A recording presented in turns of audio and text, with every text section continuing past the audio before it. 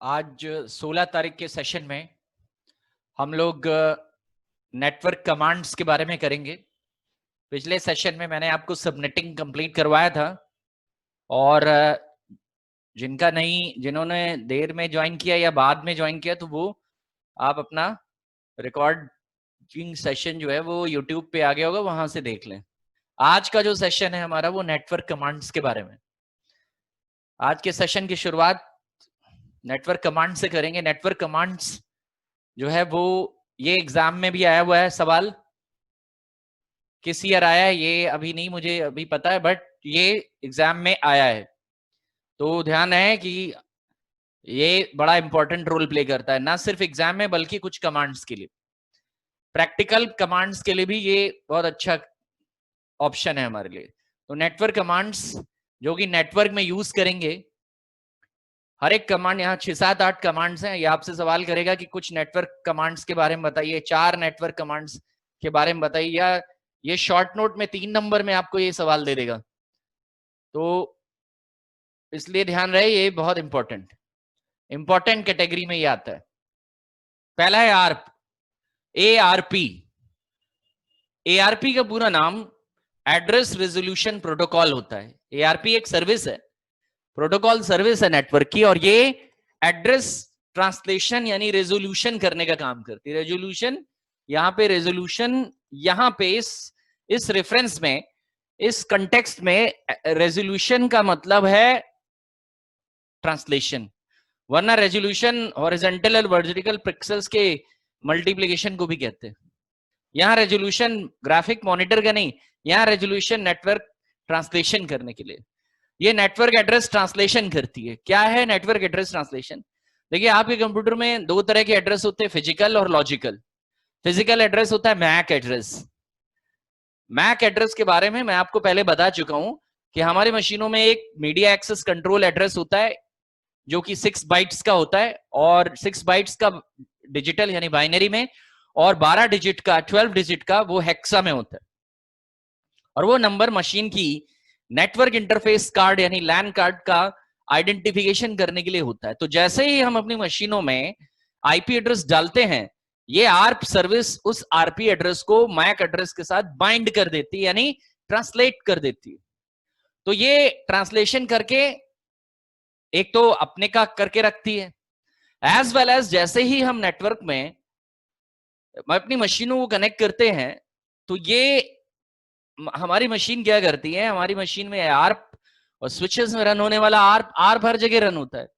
Devices में, network में पूरी जगह पे आर्प रन होता रहता है, और ये नेटवर्क, ये डेटा लिंक लेयर पे काम करते हैं। तो आर्प जो है वो डेटा लिंक लेयर, यानी जो जो नेटवर्क इंटरफेस कार्ड हो गए लिंक 1 पे, डेटा ये फिजिकल लेयर पे, और जो डेटा लिंक लेयर है, अब तो फिजिकल लेयर और डेटा लिंक लेयर एक हो गई है, तो वो लेयर जो है नए मॉडल के हिसाब से, तो एड्रेस ट्रांसलेशन करने के लिए आपके आईपी एड्रेस के साथ आपके मैक एड्रेस और आईपी एड्रेस का, आपने आईपी एड्रेस पे क्या मैक एड्रेस रखा है ये बाइंड करके ये रख देती है। जिस आईपी पे जो मैक एड्रेस है उसका एक डेटाबेस बना के, आर्प डेटाबेस, इसको आर्प कैशे कहते हैं, वो बन जाती है।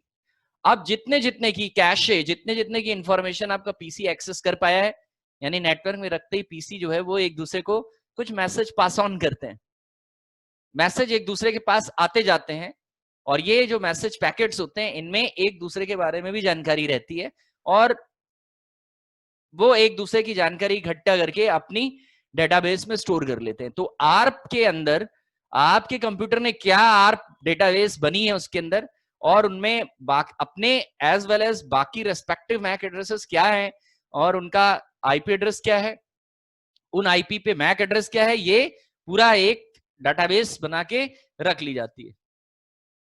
तो आर्प क्या करता है, डिस्प्ले और manipulate the ARP information. Address resolution protocol ARP की इंफॉर्मेशन जो है ये मैनिपुलेट कर सकता है, दिखा सकता है, जो भी उसमें एडिटिंग हुई है। कोई डिवाइस अगर चला गया तो उसकी जानकारी मिट जाती है, या स्विच ने, कोई डिवाइस आपने स्विच से निकाल दिया तो आर्प कैशे अपडेट होती है, लेटेस्ट अपडेटेड जानकारी, उसकी जानकारी मिट जाएगी। तो इस तरह के डिस्प्ले और मैनिपुलेशन करने का काम करता है, मैनिपुलेट करता है आर्प इंफॉर्मेशन को नेटवर्क डिवाइसेस की और कंप्यूटर की। आर्प जो है वो आपके कंप्यूटर नेटवर्क डिवाइसेस की जो आर्प डेटाबेस इंफॉर्मेशन है वो दिखाता है। ARP keeps information of all the host addresses and their respective MACs. क्या करता है ये आपके जितने आईपी एड्रेसेस हैं, आपके खुद के होस्ट के और जितने रेस्पेक्टिव जितने दूसरे एड्रेसेस है नेटवर्क में मिल पाए इसको, वो उनके रेस्पेक्टिव मैक एड्रेस निकाल करके इस डेटाबेस के अंदर आर्प कैशे के अंदर या आर्प इंफॉर्मेशन शीट के अंदर रख लेता है। अब ये शीट आपको देखने के लिए मिलेगी क्या? यस, ये मिलेगी। आपको सीएमडी करना है और कमांड प्रॉम्प्ट में पहुंच जाना है। अगर आप अपनी आर्प कैशे, अब तक मैंने अपने कंप्यूटर को ऑन किया है, अगर मेरे कंप्यूटर ने आर्प इंफॉर्मेशन इकट्ठा कर ली होगी अब तक, तो वो मुझे दिखाई दे जाएगी आर्प -A, ऑल -A माने ऑल। तो सारी कैशे की इंफॉर्मेशन ये देखिए यहाँ पे, ये तो मेरा आईपी एड्रेस है। इंटरफेस, किस इंटरफेस से ये कैश गई है, ये इंफॉर्मेशन निकली है 192.168.166 से गई, ये मेरा इंटरफेस है। और बाकी लोगों का ये 192.168.1.1 मेरा राउटर है, उसका देखिए फिजिकल एड्रेस दिख रहा है यहाँ पे। उसके अलावा एक कंप्यूटर और भी, एक मशीन और भी चल रही है 192.168.1.9, 192.168.1.105। अब देखिए ये ग्लोबल ब्रॉडकास्ट है, आपको ब्रॉडकास्ट के बारे में बताया था कि ब्रॉडकास्ट है 192.168.1.255। क्या होता है ब्रॉडकास्ट एड्रेस? उसका हेक्सा में मान होता है FF यानी 12 डिजिट तक FF होता है। ये हमारा ब्रॉडकास्ट एड्रेस निकल के आया। आपको पता था हर नेटवर्क का ब्रॉडकास्ट होता है, तो इसका भी ब्रॉडकास्ट है। देखिए ये है ब्रॉडकास्ट एड्रेस, तो उसका वो ब्रॉडकास्ट एड्रेस, तो हर एक एड्रेस का एक फिजिकल एड्रेस जरूर होगा। ये 255 ये लॉजिकल है, तो इसका भी एक एड्रेस फिजिकल मतलब मैक एड्रेस। उसी तरह बाकी सबके मैक एड्रेसेस यहाँ पे पूरी मैक टेबल यहाँ पे दिखी हुई। ये आर्प से ये जानकारी आ रही है, आर्प कैशे जो बन रही है उसने ये जानकारी मुझे दी।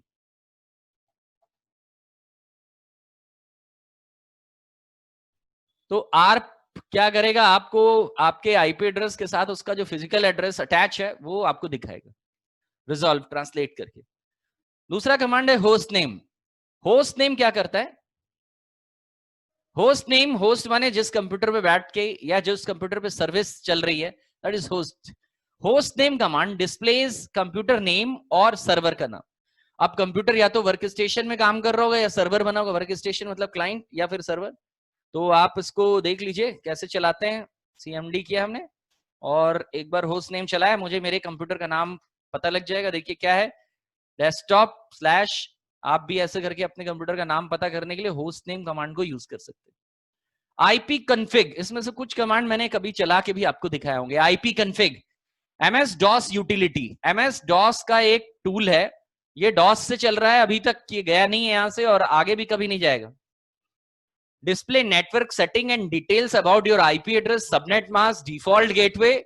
डिफॉल्ट गेटवे मतलब रूटर, जहां से आपके नेटवर्क से पैकेट किसी दूसरे नेटवर्क में जाएं और दूसरे नेटवर्क से आपके नेटवर्क में आए, वो गेट जो है वो रूटर कहलाता है। वो गेटवे आपको अपने नेटवर्क में लगाना होता है जब इंटर नेटवर्किंग करी जाती है। इंटर नेटवर्किंग का मतलब होता है दो अलग अलग तरह के नेटवर्कों को आपस में जोड़ना। एक होता है नेटवर्किंग, जिसमें हम एक ही तरह के डिवाइसेस, एक ही नेटवर्क आईडी रखने वाले या एक ही टाइप के डिवाइसेस को, जब मैं कहूं एक ही टाइप मतलब आप जान लीजिए उसका मतलब एक ही तरह के नेटवर्क आईडी रखने वाले।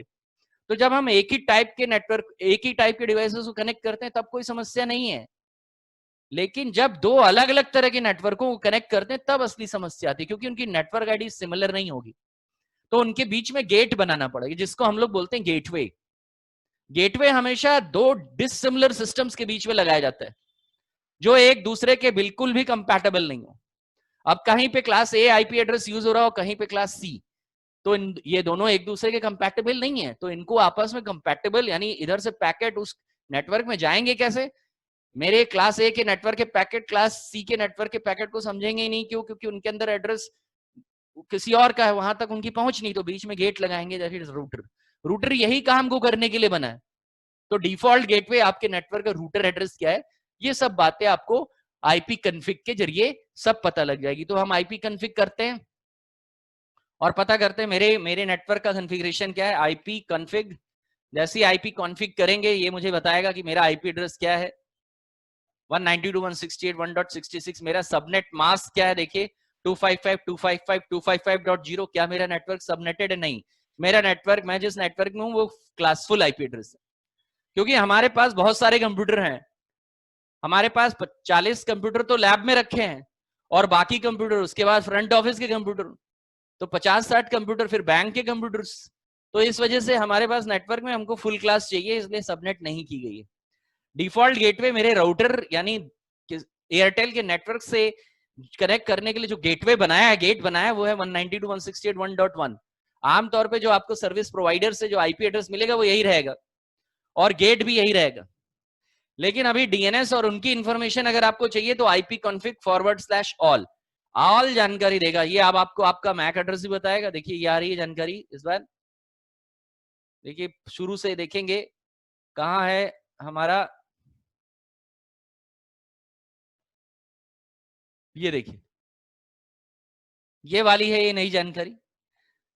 मैं एक बार CLS करके पुरानी जानकारी मिटा दूं, आईपी कॉन्फिग /ऑल, तो देखिए ये आ गई जानकारी। अब मेरे में कुछ वर्चुअल लैन कार्ड्स भी हैं। मुझे जो लैन कार्ड देखना वो रियल टेक का है, ये मेरा फिजिकल लैन कार्ड है। मैंने वर्चुअल पीसी भी इंस्टॉल कर रखा है, तो वर्चुअल पीसी के साथ भी कुछ लैन कार्ड आते हैं, वो मुझे नहीं देखने। ये नीचे के लैन कार्ड मुझे नहीं देखने हैं, मेरे को ये देखना है रियल टेक, ये वाला है मेरा। तो देखिए यहाँ मेरा IPv4 एड्रेस आ रहा है, सबनेट मास्क आ रहा है, गेटवे आ रहा है, डीएनएस सर्वर का एड्रेस आ रहा है।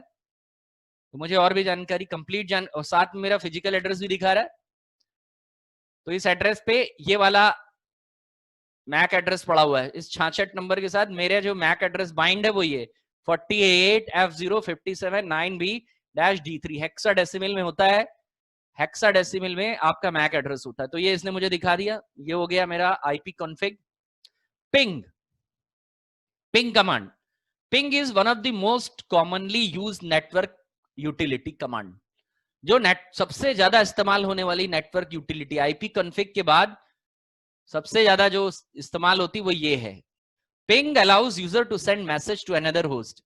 आप अपने यूजर से, आप अपने कंप्यूटर से किसी दूसरे कंप्यूटर को पिंग के जरिए मैसेज भेजते हैं and get reply from him, और उससे रिप्लाई वापस लेते हैं बाय सेंडिंग पिंग पैकेट्स। इसमें क्या करता है, पिंग जो है वो प्रोटोकॉल, उसकी जो सर्विस होती है, जो जिस प्रोटोकॉल के अंदर ये कमांड आता है उसका नाम होता है ICMP, internet control message protocol. ICMP की एक यूटिलिटी है पिंग। ICMP के बारे में आप मॉड्यूल 2 में चैप्टर नंबर 2 में पढ़ेंगे। चैप्टर नंबर 2 में आपको एक नेटवर्क प्रोटोकॉल्स के बारे में बताया था, वहां एक ICMP नाम का प्रोटोकॉल होता है। ICMP जो है वो इंटरनेट मैसेजेस को कंट्रोल करने का काम करता है, तो उसके अंदर ये कमांड मिलता है। ICMP के अंदर सर्विस होती है पिंग। अब ये क्या करती है, इसको कनेक्टिविटी पता करने के लिए मेरे मशीन से, मेरी होस्ट मशीन से किसी दूसरी होस्ट मशीन पे कनेक्टिविटी और वहां से रिप्लाई लेने के लिए कि अगर मुझे किसी, मैंने मेरे लिए मान लीजिए मेरा कंप्यूटर है 192.168.1.66, नेटवर्क में डिवाइस जो है वो आईपी एड्रेस से आइडेंटिफाई होता है। तो अगर मेरे कंप्यूटर का एड्रेस 66 है 192.168.1.66 और मुझे किसी दूसरे कंप्यूटर से जो मेरे ही नेटवर्क में रखा है, अगर उसके साथ उसका आईपी आपको पता होना चाहिए। अगर आईपी नहीं पता है तो या तो फिर नाम पता हो आपको उसका, आईपी और नाम से आप उसको पिंग करा सकते हैं। अगर वहां से रिप्लाई आ गई तो मतलब आप उसको पैकेट सेंड कर सकते हैं और वो आपको पैकेट पकड़ के रिप्लाई कर सकता है। दैट मीन्स कनेक्टिविटी हो गई। कनेक्टिविटी का मतलब ही होता है जुड़ा होना। तो अगर मैंने किसी को मैसेज किया और वहां से मैसेज मुझे रिप्लाई होके आ गए, दैट मीन्स मेरी उसके साथ कनेक्टिविटी हो गई। तो पिंग में आपको अपना नहीं, अपने पड़ोसी का या जिसका भी आप कनेक्टिविटी स्टेटस चेक करना चाहते हैं अपने साथ, उसको पिंग के साथ आप रिप्लाई करा लेते हैं। तो मैंने कहा पिंग किसी को भी साथ, पिंग लैन वैन मैन सब में चलता है। तो पिंग कराया हमने। अब मैं इस वक्त वाइड एरिया नेटवर्क में हूं, मतलब मेरे पास इंटरनेट चल रहा है और वाइड एरिया नेटवर्क से कनेक्ट है मेरे, तो मैं गूगल को भी पिंग करा सकता हूं। पिंग, जब हम गूगल को पिंग कराएंगे तो गूगल का आईपी तो पता नहीं, हाँ उसका डोमेन नेम यानी उसका नाम मुझे पता है। तो गूगल का नाम google.com है, चाहे तो www लगाइए या फिर आप www omid भी कर सकते हैं। उसका फर्स्ट नेम भी दे देंगे तो www तो ऑटोमेटिकली लग जाता है। तो देखिए गूगल का इस वक्त जो आईपी एड्रेस है वो ये है। गूगल आईपी एड्रेस जो है वो डायनामिक रहते हैं, ये बदलते रहते हैं, इसलिए एक आईपी एड्रेस नहीं रहता। अब सिक्योरिटी की वजह से आईपी एड्रेस कुछ ही देर में, ऐसा भी हो सकता है कुछ घंटों बाद मैं देखूं तो मुझे किसी दूसरे से रिप्लाई मिले। इट इज, देखिए मुझे को दूसरे से रिप्लाई मिलने लगी। देखिए अभी थोड़ी देर पहले मैंने गूगल पे करा था तो 172 217 166, अभी मैंने दूसरा किया तो मेरे को दूसरे सर्वर से रिप्लाई मिली 172 217 167 228 से रिप्लाई मिल रही है। ऊपर मैंने google.com पे काम किया तो ये, अब मैं पिंग कराता हूं google.co.in से, ये भी गूगल है, ये इंडिया में रखा हुआ है। तो देखिए आपको तीसरा सर्वर से रिप्लाई मिल रही है। तो गूगल की एक मशीनें नहीं है, गूगल के पास तो बहुत बड़ा क्लाउड है। हर इनमें से जो भी क्लाउड सर्वर जो है वो, या जो भी मेरे को रिस्पॉन्स कर देगा उससे मुझे रिप्लाई मिलने लगी। तो देखिए google.com का अलग एड्रेस है, co.in का अलग है, लेकिन है सब गूगल के ही। और गूगल ने अपने अलग अलग सर्वर्स जो है वो अलग अलग कंट्रीज में लगा रखे हैं, तो जो सर्वर जो पाएगा उससे आंसर मिल जाएगा। सर्विस हर जगह से आपको गूगल की मिलेगी, जितनी भी सर्विसेज रन होती है सिमिलरली सबसे मिलेंगी। तो पिंग देख लिया आपने, पिंग डेस्टिनेशन आईपी एड्रेस। अब आप ये डेस्टिनेशन एड्रेस अपना लैन का भी दे सकते हैं और वायर्ड का भी दे सकते हैं, और कोई डोमेन पे भी जो कि सर्वर होते हैं .com एड्रेसेस और .edu एड्रेसेस होते हैं, उन पे भी आप डेस्टिनेशन की चेकिंग करवा सकते हैं कि मेरी उसके साथ कनेक्टिविटी है कि नहीं। एनबीटी स्टेट और नेट स्टेट, देखिए एनबीटी स्टेट जो है ये net BIOS statistics, the utility display protocol statistics and current टीसीपी/आईपी connection. ये जो एनबीटी स्टेट या एनबीटी स्टेटस नाम का कमांड था, ये यूटिलिटी जो है वो प्रोटोकॉल स्टैटिस्टिक्स, जो प्रोटोकॉल आप चलाते हैं टीसीपी/आईपी, उसके जो आंकड़े होते हैं, स्टैटिस्टिक्स जो है सांख्यिकीय आंकड़ों को कहते हैं, उनसे संबंधित, कनेक्शन से संबंधित, टीसीपी/आईपी से संबंधित जो आंकड़े हैं उनकी जानकारी और उनका स्टेटस रिपोर्ट देता है एनबीटी स्टेट। तो ये कमांड जो है वो अब उपलब्ध नहीं है। ये कमांड जो है वो विंडोज 95 98 तक था, अब जो उसकी जगह ले ली है वो जगह ले ली है नेट स्टेट नाम के कमांड ने। अब ये मिलेगा आपको नेट स्टेटस, ये भी यही काम करता है, प्रोटोकॉल स्टैटिस्टिक्स एंड इंफॉर्मेशन लेता है। आपको प्रोटोकॉल ये पता करना है कौन सा प्रोटोकॉल चल रहा है टीसीपी/आईपी में, कौन सा प्रोटोकॉल जो है वो डिसेबल स्टेट में है, क्या कर रहा है, तो वो आप इससे ये कमांड चलाइए netstat. Netstat command is used to display TCP IP network protocol statistics. ये कमांड नेटवर्क टीसीपी/आईपी के नेटवर्क प्रोटोकॉल से संबंधित जो आंकड़े और सांख्यिकी होती है वो उनको, उन इंफॉर्मेशन को यूजर को दिखाता है। नेट स्टेट का हमारा कमांड है पूरा full, net state space -a -n -a माने ऑल, एंड नेटवर्क और ओपन पोर्ट्स के बारे में जानकारी। ये पूरी जब बनेगा हमारा तो -a -n -o इनको साथ में दिया जाएगा।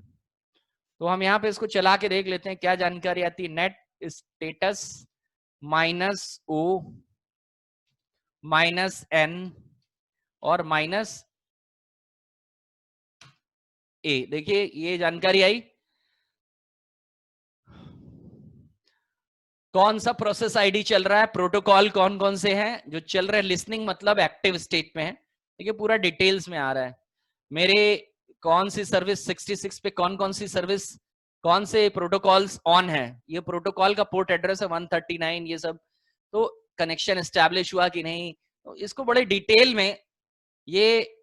में आपको किसी पर्टिकुलर, जैसे किसी इंजीनियर को नेटवर्क एडमिनिस्ट्रेशन करने वाले व्यक्ति को किसी पर्टिकुलर सर्विस और पर्टिकुलर पोर्ट के बारे में जानकारी करनी हो तो वो इससे जानकारी ले लेते हैं, उससे संबंधित कौन सा प्रोसेस रन हो रहा है आपके मशीन में, क्या वो प्रोटोकॉल लिसनिंग स्टेट में है, लिसनिंग मतलब एक्टिव स्टेट में है, या उससे कनेक्शन एस्टेब्लिश हो चुका है, या क्लोज वेट पोजीशन में क्या है, पूरा स्टैटिस्टिक्स पता लगता रहता है। तो इसको, इस काम को करने के लिए यूज किया जाता है, ट्रबल शूटिंग करने के लिए। कौन सी प्रोटोकॉल सर्विस ब्लॉक हो गई है, किस प्रोटोकॉल सर्विस को यूज कर रहे हैं, कहां पे मिसयूज तो नहीं हो रहा है किसी प्रोटोकॉल सर्विस का, उसको पता लगाने के लिए ये सब काम किया जाता है, तब हमारे लिए ये कमांड उपयोगी है। अदरवाइज इसको बहुत कम सिचुएशन में इस्तेमाल किया जाता है, यानी किसी बीमारी का, नेटवर्क की गंभीर बीमारी का पता करने के लिए, वो भी प्रोटोकॉल से संबंधित, सर्विसेज में एरर आ रही है तो पता करने के लिए आप इसको यूज करते हैं। तो ये नेट स्टेट हो गए, 6 कमांड मेरे इधर हो गए। नेक्स्ट है फिंगर। फिंगर यूटिलिटी जो है, फिंगर यूटिलिटी यूनिक्स में चलती, यूनिक्स और लाइनेक्स में है, ये यहां पे नहीं चलेगी। तो फिंगर कमांड ऑफ यूनिक्स और Linux is used to find out personal information about a user। किसी यूजर की पर्सनल जानकारी पता करने के लिए, जैसे ये पता करना हो कि पिछली बार उसने कब लॉगिन किया, क्या उसने ईमेल रीड करी कि नहीं, उसके लिए फिंगर यूटिलिटी इस्तेमाल होती है। ये विंडोज में नहीं चलती, तो यहां पे हम इसको नहीं चलाएंगे, बस इसका ध्यान रखेंगे ये क्या काम करती। दूसरा है route command. Route command computer network, computer की रूटिंग टेबल। देखिए आप जितने डिवाइस जो कि रूटिंग या पैकेट लेने देने का काम करते हैं, पैकेट उनके पास आते हैं या पैकेट उनसे निकलते हैं, तो वो पैकेट कहां कहां तक गए नेटवर्क में, और पूरे रूट की जानकारी हर डिवाइस जो इस तरह का काम करता है, सेंडिंग रिसीविंग कर, वो एक रूटिंग टेबल बनाता है। ये एक डेटाबेस होती है जिसमें कब किससे कहां पे पैकेट ट्रांसफर हो रहे हैं, पूरी रूट की जानकारी रहती है। तो ये मेरे कंप्यूटर पे भी बनती है, इसके अलावा ये राउटर्स पे बनती है। एक्चुअली रूटिंग टेबल जो है वो रूटर पे बनती है, लेकिन एक पीसी पे भी बनती है। आइडियली हम इसको रूटर पे एक्सेस करते हैं और वहां कॉन्फ़िगर करते हैं, लेकिन यहाँ पे भी आप इस रूट को देख सकते हैं और मैनेज भी कर सकते हैं। हालांकि हमारा काम ये नहीं है, अभी इसमें हम ये सब नहीं देखेंगे, हम सिर्फ देखेंगे कमांड क्या करता है और कैसे पता करेंगे। कमांड है रूट प्रिंट। तो देखिए अपना रूट चेक करना हो अगर कि मेरी रूटिंग टेबल है कैसी, तो आपको जो है रूट प्रिंट कमांड चलाइए, ROUT रूट और PRINT रूट प्रिंट। तो यहाँ कुछ जानकारी निकल के आएगी और ये रूट की जानकारी होगी कि आपका इंटरफेस कौन कौन सा है, फिजिकल कनेक्टिविटी क्या है, आपके रूट में नेटवर्क डेस्टिनेशंस कौन कौन सी जगह पे ये गया था, किस किस से इसने कांटेक्ट किया था, और क्या क्या उसमें जो है गेटवे लिंक लिंक लिंक, ये सब जो कि बड़े नेटवर्क की ट्रबल शूटिंग करने और रूट पता करने के लिए हम यूज करते हैं। मेरा गेटवे क्या था और गेटवे का मैट्रिक्स वगैरह क्या थी, इस तरह की जानकारी यहाँ पे डाटाबेस निकल करके आती। फिलहाल इसका हमारे लिए अभी इस सेशन में कोई यूज नहीं है उसका, बट रूट प्रिंट करने की जानकारी या रूट टेबल देखने के लिए आप रूट को यूज करते हैं। ट्रेसर्ट अगला कमांड है नवा, ट्रेस रूट। रूट यानी रास्ता, ट्रेस माने उसका पता करना या उसकी छानबीन करना, ट्रेसिंग माने छानबीन करना। ट्रेस करने के लिए हम लोग कहते हैं किसी का पता ट्रेस करिए, यानी छानबीन करिए कहां है वो। तो ऐसे ही ट्रेसर्ट नाम का कमांड है जो नेटवर्क में कोई कंप्यूटर या डिवाइस कहां लगा हुआ है और उसका क्या पता है, क्या पता ठिकाना है, इसको करने के लिए ये ट्रेस रूट कमांड यूज होगा। टू ट्रेस बिटवीन सोर्स, एक सोर्स से और एक डेस्टिनेशन होस्ट कंप्यूटर के रूट स्टैटिस्टिक्स आंकड़े पता करने के लिए ये ट्रेस रूट यूज होता है या ट्रेसर्ट यूज होता है। उसका शॉर्ट नेम है ट्रेसर्ट और पूरा नाम है trace route. It helps to determine network related issues. ये नेटवर्क से संबंधित जो इश्यूज पैदा होते हैं या एरर्स पैदा होती हैं या फिर स्लोडाउन्स हो जाते हैं, नेटवर्क धीमे काम करने लगता है, तो उसको पता करने के लिए इसको यूज करते हैं। Administrator can also determines how network flows between others. यहां पे ये बात भी पता लगा लेता है ये कि नेटवर्क का ये जो फ्लो है, नेटवर्क में जो एक नेटवर्क से डेटा दूसरे नेटवर्क में जा रहा है, तो इनके बीच में कौन कौन से नेटवर्क आ रहे हैं और किस तरीके से ये नेटवर्क का डेटा या नेटवर्क ट्रैफिक फ्लो हो रहा है एक जगह से दूसरी जगह। It helps to find out issues between PCs.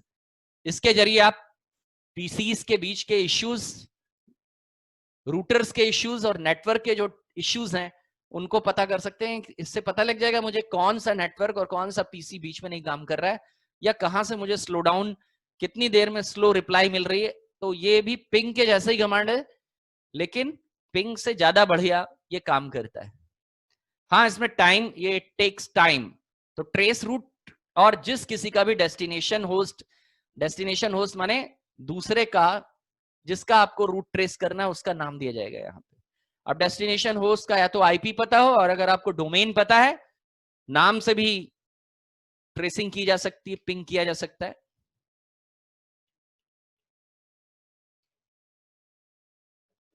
तो हम इसको यूज करके देखते हैं। कमांड प्रॉम्प्ट खोलना पड़ेगा। नेटवर्क कमांड्स जितने भी हैं वो सब कमांड प्रॉम्प्ट में चलेंगे। तो हमने इसको कहा ट्रेसर्ट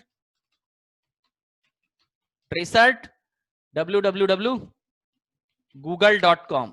गूगल का रूट ट्रेस करिए। तो देखिए ये रूट ट्रेस कर रहा है मेरे कंप्यूटर 66 से गूगल का 172, 217, 167, 228 एड्रेस है, वहां तक जाएगा ये।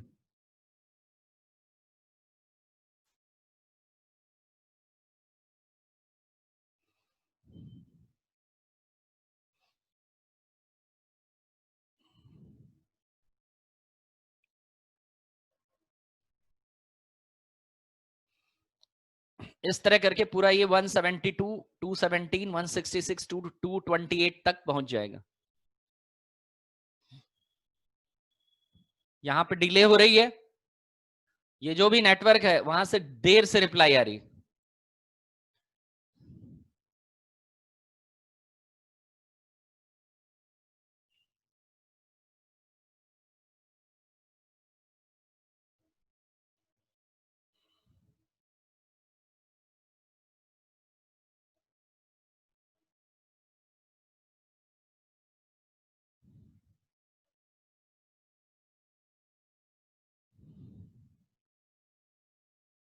जब तक ये रिप्लाई दे रहा है तब तक हम वेट कर लेते हैं, इधर दूसरा अपना कमांड कर लेंगे। तो रूट ट्रेस करना आपने देख लिया कि अगर नेटवर्क में कुछ स्लो डाउन बनेगा तो स्लो डाउन बनने पे फिर ये आ गई रिप्लाई। तो देखिए ये यहाँ तक ये रिप्लाई की जानकारी लेके आ गया, और ये जानकारी से मुझे पता लग गया कहाँ पे, यहाँ पे इस जगह पे मुझे, यहाँ पे थोड़ा सा मुझे डिले बना, 23 मिली सेकेंड का डिले बना। यहाँ ये आ गया गूगल का जो कंप्यूटर का नाम है वो है डेल फलाना S04-F4LE10N.net।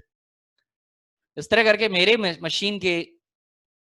मशीन से, मेरे रूटर से इस रूटर तक पहुंचने की और इस डेस्टिनेशन तक पहुंचने का बीच में 8 रूट, ये टोटल नंबर ऑफ हॉप्स यानी रूट काउंट करता है कि 8 रूट्स जो है वो 8 रूट तय करिए इसने, और वो 8 रूट क्या है वो यहाँ पे आपको दिखा दिया। इस तरह करके मुझे ये जानकारी ये देगा। NS लुकअप नेम सर्वर, यानी DNS नेम को कहते हैं नेम सर्वर। जो आपके नेटवर्क में DNS होता है वो नेम सर्वर भी कहलाता है। तो आपके नेटवर्क में नेम सर्वर क्या है आपका, जो कि DNS है, तो जैसे ही आप NS लुकअप करेंगे ये आपको बताएगा कि नेम सर्वर क्या है। 192.168.1.1 ये आपका डिफॉल्ट DNS सर्वर है, और इससे बाहर निकलने के लिए क्विट करना पड़ता है, तब जाके बाहर निकलते, वरना ये प्रॉम्प्ट ग्रेटर देन का बना ही रहेगा। तो इस तरह करके मेरे 10 कमांड की मदद से मैंने अपने नेटवर्क कमांड्स के बारे में पता किया कि मेरे नेटवर्क कमांड्स क्या है। ये हो गया हमारे नेटवर्क कमांड्स, बहुत इंपॉर्टेंट है। नेटवर्क कमांड्स के बारे में पीछे भी कभी ना कभी जिक्र किया होगा, या इनमें से कुछ कमांड ऐसे हैं जो पीछे हम कर भी चुके हैं। नेक्स्ट है पोर्ट एड्रेस या पोर्ट नंबर। देखिए पोर्ट किसको कहते हैं, पोर्ट जहां पे आप किसी चीज को कनेक्ट करते हैं। पोर्ट कम्युनिकेशन का एंड पॉइंट है। कम्युनिकेशन करने के लिए जिस जगह पे आप किसी चीज को लगाते हैं उसको हम लोग पोर्ट कहते हैं। So port is a communication end point. Communication का सबसे आखिरी पॉइंट जो होता है वो ये होता है, जब आप, अगर ये मेरा स्विच है, ये मैंने स्विच का फोटो लिया हुआ है, कंसाइज संक्षिप्त फोटो है, लेकिन आप देख लीजिए स्विच में इस तरह करके पोर्ट बने होते हैं, और उसमें आप कंप्यूटर, ये 42 पोर्ट का स्विच है, तो ऊपर 21 और ये 21, 21, 42 कंप्यूटर आप इसमें लगा सकते हैं। तो इसमें ऊपर पोर्ट नंबर लिखा हुआ है, ये 9वां, ये 10वां, 11वां, 12वां, इस तरह करके ये पोर्ट सारे के सारे वो उसमें लगे हैं, और उसमें आप सारी जानकारी रख सकते हैं, डिवाइसेस से कनेक्ट कर सकते हैं। तो फिजिकल पोर्ट्स, 2 तरह के पोर्ट हो गए। एक हो गया physical ports, switch where devices are connected and identified by number, physical ports वो पोर्ट्स होते हैं जहां पे आप फिजिकली किसी डिवाइस को कनेक्ट करते हैं, जैसे स्विच के ये पोर्ट फिजिकल पोर्ट्स कहलाते हैं। तो पोर्ट दो तरह के होते हैं, फिजिकल और लॉजिकल। फिजिकल आप पोर्ट्स ये देख लीजिए, ये फिजिकल पोर्ट्स हैं,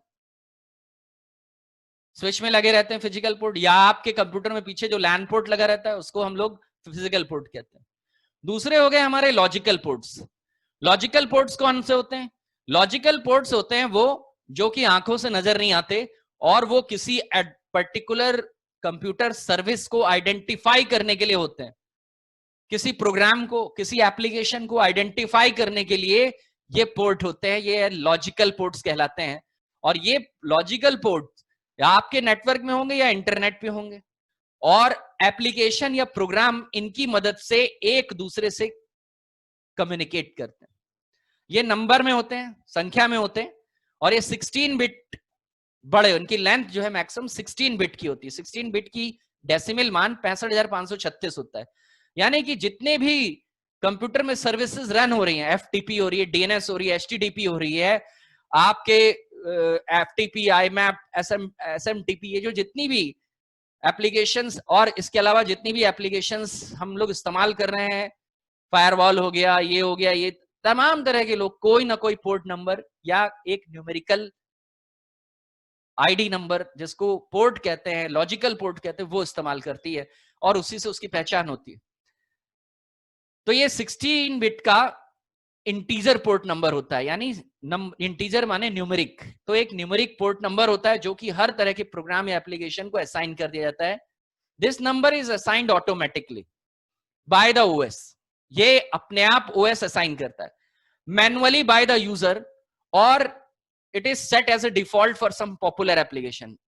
एक तो ये ऑटोमेटिकली होता है, दूसरा आप भी इसको असाइन कर सकते हैं। साथ ही साथ कुछ डिफॉल्ट पॉपुलर एप्लीकेशन के पहले से ही ऑलरेडी पोर्ट है। तो पोर्ट जो है वो, जो लॉजिकल पोर्ट्स होते हैं वो 3 तरह के होते हैं। एक कहलाता है वेल नोन पोर्ट्स। कुल मिला के पोर्ट 65,536 होते हैं। अभी जो पोर्ट इस्तेमाल करने के लिए मिले हैं वो 65,535 तक ही हैं।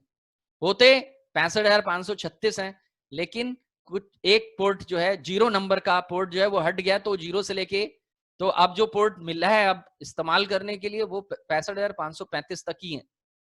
तो वेल नोन पोर्ट जो है वो 0 से लेके 1023 तक है।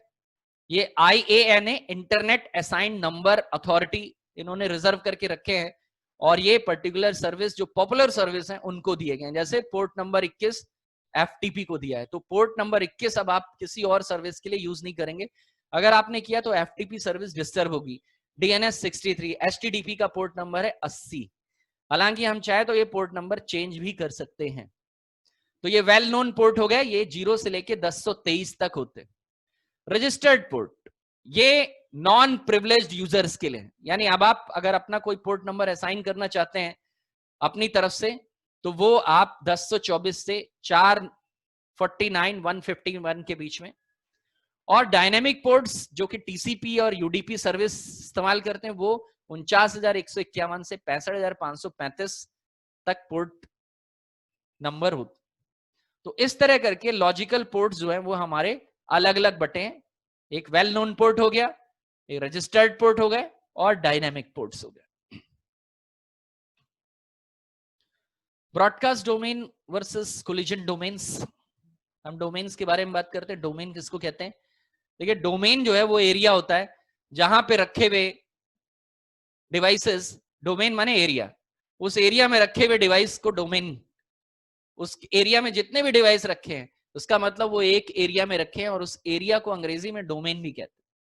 तो जब हम डिवाइसेस को एक एरिया में लगा देते हैं तो एक वर्किंग डोमेन बन करके, यानी एक डोमेन बन के तैयार होता है। जैसे मान लीजिए कि यहाँ पे ये डिवाइसेस लगे हुए हैं, 2 2 4 1 5, और ये एक लैन है, तो ये एक पर्टिकुलर एरिया यानी डोमेन बन करके तैयार हो गया। उस एरिया में जितने भी कंप्यूटर रहेंगे वो एक डोमेन के अंदर आएंगे। अब डोमेन जो है, डोमेन तो समझ गए हम, अंग्रेजी में से हिंदी में अनुवाद डोमेन का मतलब होता है एरिया। लेकिन यहाँ पे एरिया की बात नहीं कर रहे, यहाँ पे इस डोमेन से पहले एक शब्द इस्तेमाल किया जा रहा है, ब्रॉडकास्ट। तो ब्रॉडकास्ट मैंने अभी पीछे आईपी सेशन में आपको बताया था और आपको एक्सप्लेन भी किया था कि ब्रॉडकास्ट एक ऐसा मैसेज होता है जो कंप्यूटर में जब रिलीज होता है तो वो उस वक्त जितने भी डिवाइस होते हैं सबको मिलता है। तो अगर आपने हब या स्विच लगाया है, हब या स्विच लगाया है, तो अगर इनमें से कोई एक भी डिवाइस ब्रॉडकास्टिंग करेगा, मान लीजिए ये एक पर्टिकुलर डिवाइस है जिसके पास कोई ब्रॉडकास्ट मैसेज है, तो वो मैसेज जब वो हब को या हब से स्विच की तरफ जाएगा तो वो हब या स्विच क्या करेगा, उसको जितने भी डिवाइस उस वक्त लगे होंगे, अटैच्ड होंगे, उन सबको फॉरवर्ड कर देगा। आमतौर पे जब कोई मैसेज, आपको 3 तरह की मैसेजिंग बताई थी, यूनिकास्ट, मल्टीकास्ट और ब्रॉडकास्ट। जिन्होंने आईपी सेशन, आईपी एड्रेसिंग का सेशन पढ़ा है उनको मैंने ये बताया था कि मैसेज जो है वो 3 तरह का होता है। यूनिकास्ट जहां पे एक डिवाइस को मैसेज करता है, मल्टीकास्ट जहां एक डिवाइस एक से ज्यादा डिवाइसेस को एक ही बारे में मैसेज पास ऑन करता है, और एक ऐसा मैसेज जो एक डिवाइस से सबके लिए होता है, दैट इज ब्रॉडकास्ट। तो जब कभी भी ब्रॉडकास्टिंग होगी स्विच और हब में, तो स्विच और हब क्या करेंगे, मान लीजिए यहाँ ये डिवाइस ब्रॉडकास्ट कर रहा है, तो जब वो हब के पास जाएगा, क्योंकि हब से ही सब कुछ जुड़ा है, तो ये डिवाइस पहले मैसेज पास ऑन करेगा हब को, तो हब उसको इन सबको दे देगा। तो ये सब जो है वो एक ही एरिया के अंदर है, और इस ब्रॉडकास्ट एरिया के को कहते हैं ब्रॉडकास्ट डोमेन। तो चाहे हब हो या स्विच, अगर हमसे पूछा जा रहा है कि उनका ब्रॉडकास्ट डोमेन कितना है, तो उनका ब्रॉडकास्ट डोमेन होगा 1। हब और स्विच का फिक्स ब्रॉडकास्ट डोमेन होता है, वो होता है 1। यानी हब और स्विच को जब कभी भी कोई ब्रॉडकास्ट पैकेट मिलेगा, तो वो सारे के सारे एक ही एरिया में होने की वजह से वो उसको आपस में शेयर कर लेंगे। इनके एरियाज बटे नहीं है, ये अलग अलग नहीं है, ये सब एक साथ है, तो इनका ब्रॉडकास्ट डोमेन एक होगा। ठीक वैसे ही स्विच का भी ब्रॉडकास्ट डोमेन एक होता है। तो हब और स्विच का एक सिंगल ब्रॉडकास्ट डोमेन होता है। If hub receives any message, it will automatically forward it to all the devices connected with the hub. ठीक वैसे ही switch also has one single broadcast domain. Broadcast domain किसको कहते हैं? It is a group of devices where one device receives a message and it is forwarded to all the group. Broadcast domain में जब किसी एक device को message मिलता है तो वो सारे ग्रुप के लोगों को फॉरवर्ड कर देता है। जैसे आप व्हाट्सएप पे मैसेज करते हैं, तो मान लीजिए आपने मुझे मैसेज किया, मैंने उसको सबको कर दिया, तो वो सब एक ग्रुप के अंदर आ गए, तो वो मेरा ब्रॉडकास्ट डोमेन हो गया। वहीं दूसरी तरफ अगर रूटर को ये मिलेगा, तो स्विच, हब और रूटर में क्या फर्क होगा? देखिए, रूटर थोड़ा सा अलग तरह से ब्रॉडकास्टिंग करता है। रूटर के में जो इंटरफेसेस लगे हैं उसी के हिसाब से उसके ब्रॉडकास्ट डोमेन जो है वो बटे होते हैं। जैसे रूटर के अंदर पोर्ट्स लगे रहते हैं। जैसे मान लीजिए ये 2 लैन पोर्ट लगे हैं रूटर पे, 2 लैन पोर्ट लगे हैं, तो जितने पोर्ट्स लगे होंगे रूटर के उतने ब्रॉडकास्ट डोमेन होंगे। जैसे यहाँ पे एक FA0 पोर्ट है, फास्ट ईथरनेट 0, जिससे हमने इस अपने लोकल एरिया लैन को कनेक्ट किया है। उसी तरह FA1 है जिसमें हमने अपने लैन नंबर 2 को कनेक्ट कर रखा है। तो अब कुल मिलाकर के हमारा ब्रॉडकास्ट डोमेन जो रूटर पे बना वो 2 है। तो रूटर पे the number of interfaces, the router broadcast domain depends upon the number of interfaces router has. Router के पास जितने इंटरफेस होते हैं उसी हिसाब से उनका ब्रॉडकास्ट डोमेन है। अगर 2 है तो 2। ये सेशन हमारा यहाँ पे कंप्लीट हो रहा है। That's all for today.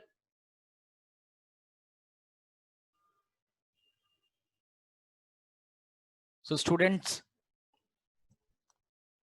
welcome to last session of module 4 chapter 3 networking concept.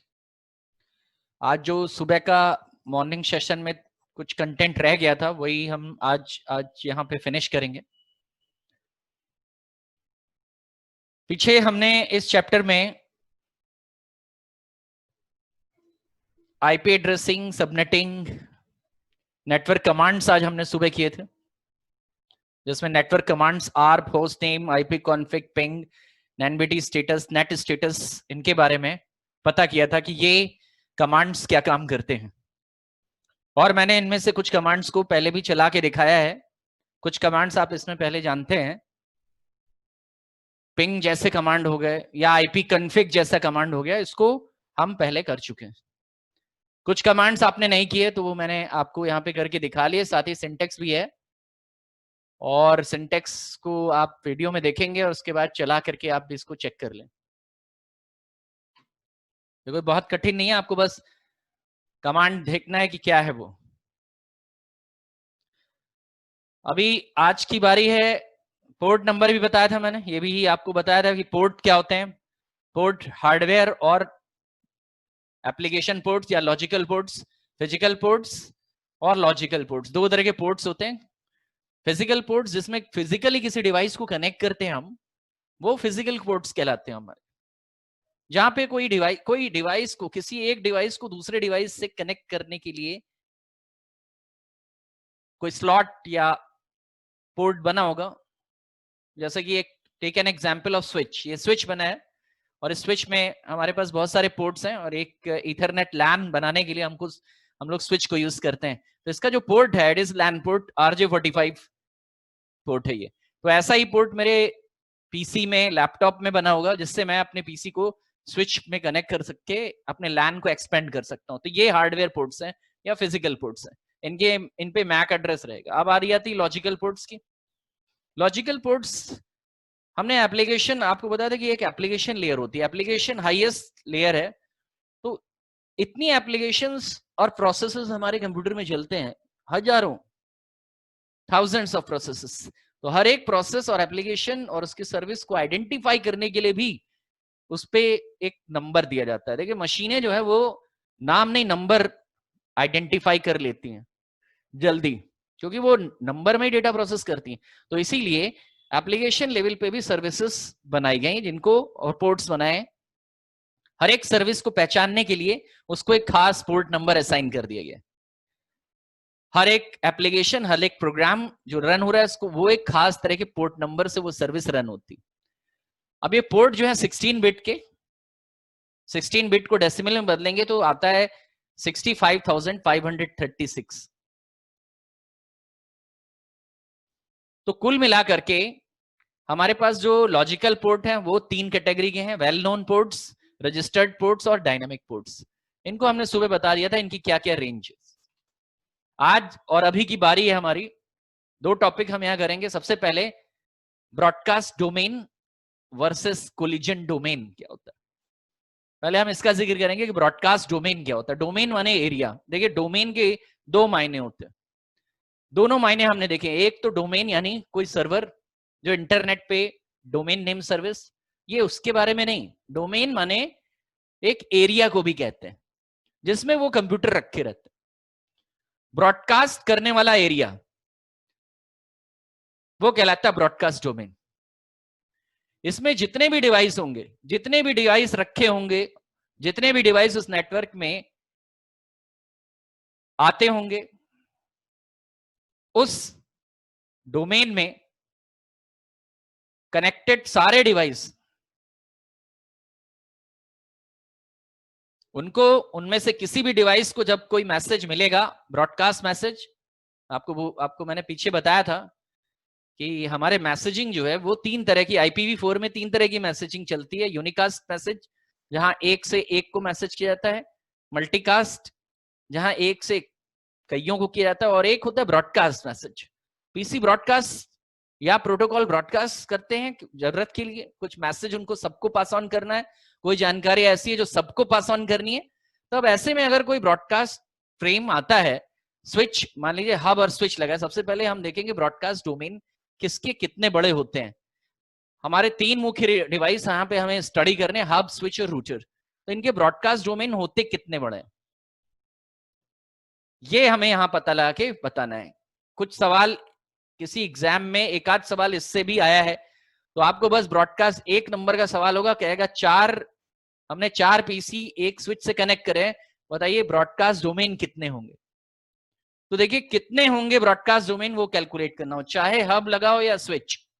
Hub और स्विच एक ही तरह से काम करते हैं, बस स्विच जो होता है वो इंटेलिजेंट है, हब ज्यादा इंटेलिजेंट नहीं। हब को ही मॉडिफाई करके स्विच बनाया गया, तो स्विच इंटेलिजेंट है। लेकिन जब ब्रॉडकास्ट डोमेन की बारी आती है, दोनों का ब्रॉडकास्ट डोमेन एक होता है। कैसे एक होता है, देखिए ये नेटवर्क लगा हुआ है, एक तरफ मान लीजिए हब लगा है और एक तरफ स्विच, हालांकि यहाँ पे हब दोनों जगह लिखा है, बट आप समझ लीजिए कि स्विच भी हब ही होता है, बस वो इंटेलिजेंट होता है।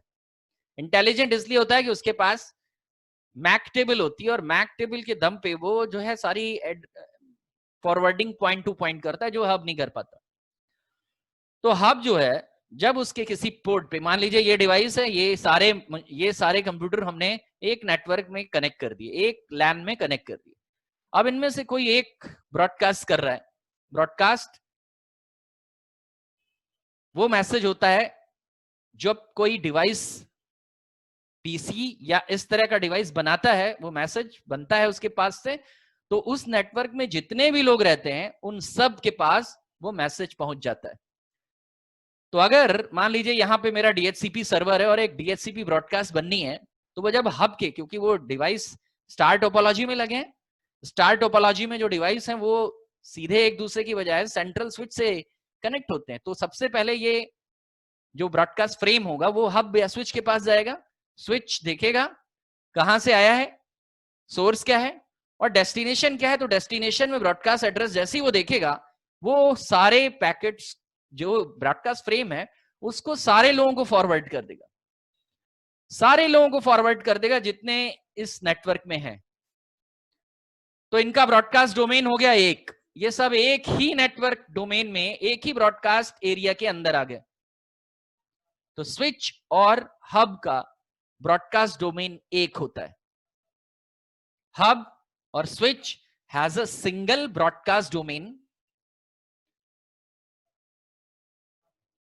If hub or switch receives any message, any broadcast message, it will automatically forwards it to all the devices connected with the hub or switch. जब कभी भी स्विच या हब को कोई ब्रॉडकास्ट मैसेज मिलेगा, वो क्या करेगा? It will automatically, broadcast message होता ही है, ब्रॉडकास्टिंग करने के लिए कोई ऐसी महत्वपूर्ण जानकारी जो सबको चाहिए,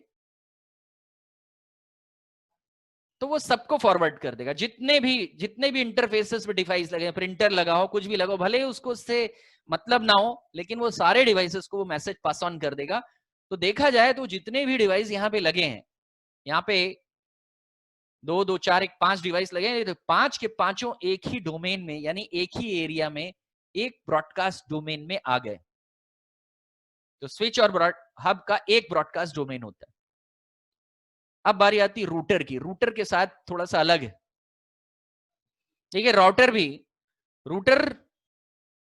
रूटर में लैन पोर्ट होता है, वैन पोर्ट होता है, लेकिन ब्रॉडकास्ट लैन में ज्यादा बनती है, ब्रॉडकास्ट लैन में बनती है। रूटर वैसे भी, रूटर के अंदर एक बहुत बड़ी खासियत यह है कि वो ब्रॉडकास्ट जो बनते हैं उनको फॉरवर्ड नहीं करता। अगर वो ब्रॉडकास्ट फॉरवर्ड करने लगेगा तो रूटर इंटरनेट से भी कनेक्ट रहता है, और बिलियंस ऑफ कंप्यूटर का ब्रॉडकास्ट जो है आपके नेटवर्क में आ जाएगा, आपके नेटवर्क क्रैश हो जाएगा, हार्डवेयर भी क्रैश हो जाएगा, इतने नेटवर्क्स को कोई हैंडल ही नहीं कर पाएगा। इसीलिए बाय डिफॉल्ट जो मॉडर्न रूटर और स्विचेस होते हैं, जो सिस्को के नए स्विचेस हैं, उन सब में रूटर्स हो गए सिस्को के, ये ब्रॉडकास्ट एक इंटरफेस से किसी दूसरे इंटरफेस में फॉरवर्ड नहीं करते। तो देखिए रूटर में क्या है, ये रूटर का, हमने एक राउटर को अपने एक लैन के साथ, राउटर जो है वो लैन में सारे डिवाइसेस के साथ अकेले कनेक्ट किया जाता है, क्योंकि वो गेटवे होता है। यहां दो अलग अलग नेटवर्कों को रूटर की मदद से कनेक्ट करा, ये एक लैन 1 है और ये एक लैन 1 है।